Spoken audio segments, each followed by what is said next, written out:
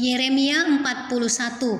Dalam bulan yang ketujuh datanglah Ismail bin Netanya bin Elisama, ia keturunan raja dan perwira tinggi raja, beserta 10 orang kepada Gedalia bin Ahikam di Mispa. Sementara mereka makan roti bersama-sama di Mispa, maka bangkitlah Ismail bin Netanya dengan ke-10 orang yang ada bersama-sama dia, lalu mereka memukul mati Gedalia bin Ahikam bin Safan dengan pedang. Demikianlah Ismail membunuh dia yang telah diangkat Raja Babel atas negeri itu.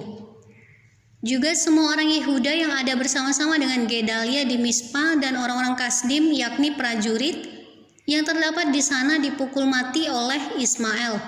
Esok harinya sesudah ia membunuh Gedalia, ketika itu belum ada yang tahu. Datanglah orang-orang dari Sikhem, dari Silo dan dari Samaria, 80 orang jumlahnya, yang janggutnya bercukur, pakaiannya koyak-koyak dan badannya bertoreh-toreh. Mereka membawa korban sajian dan kemenyan untuk dipersembahkan di rumah Tuhan. Lalu keluarlah Ismail bin Netanya dari Mispa untuk mendapatkan mereka sambil menangis. Ketika ia bertemu dengan mereka, berkatalah ia kepada mereka, "Pergilah kepada Gedalia bin Ahikam." Tetapi ketika mereka sampai ke tengah-tengah kota itu, maka mereka disembelih oleh Ismail bin Netanya dengan dibantu oleh orang-orang yang bersama-sama dengan dia. Mayat-mayat mereka dicampakkan ke dalam perigi.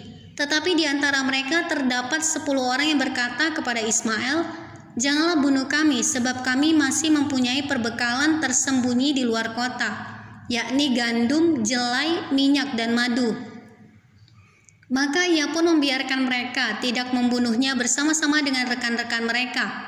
Adapun perigi kemana Ismail melemparkan segala mayat orang-orang yang dipukulnya mati itu adalah perigi besar yang telah dibuat oleh Raja Asa untuk menghadapi Baesa, Raja Israel. Itulah yang diisi Ismail bin Netanya dengan mayat orang-orang yang mati terbunuh itu. Lalu Ismail mengangkut sebagai tawanan seluruh sisa-sisa rakyat yang ada di Mispa itu, putri-putri raja dan semua orang yang masih tinggal di Mispa, yang telah ditempatkan di bawah Gedalia bin Ahikam oleh Nebuzaradan, kepala pasukan pengawal itu. Ismail bin Netanya mengangkut mereka sebagai tawanan, lalu ia berangkat untuk menyeberang ke daerah Bani Amon. Tetapi ketika Yohanan bin Kareah serta semua perwira tentara yang bersama-sama dengan dia mendengar tentang segala kejahatan yang telah dilakukan Ismail bin Netanya, maka mereka pun mengumpulkan semua anak buah mereka. Lalu mereka berangkat memerangi Ismail bin Netanya. Mereka bertemu dengan dia di telaga yang di Gibeon. Ketika seluruh rakyat yang bersama-sama dengan Ismail melihat Yohanan bin Kareah serta semua perwira tentara yang bersama-sama dengan dia, maka bersukacitalah mereka. Semua orang yang diangkut sebagai tawanan oleh Ismail dari Mispa itu berbalik dan pergi mengikuti Yohanan bin Kareah.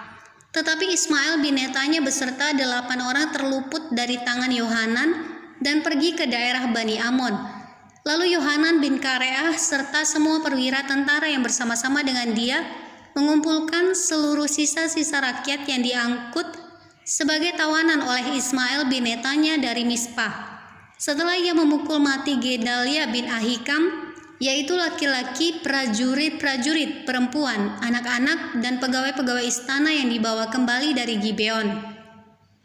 Kemudian mereka berjalan terus dan berhenti di tempat penginapan milik Kimham, dekat Bethlehem, dengan maksud berjalan terus menuju Mesir, untuk mengelakkan orang-orang Kasdim yang ditakuti mereka, oleh karena Ismail bin Netanya telah memukul mati Gedalia bin Ahikam yang telah diangkat Raja Babel atas negeri itu.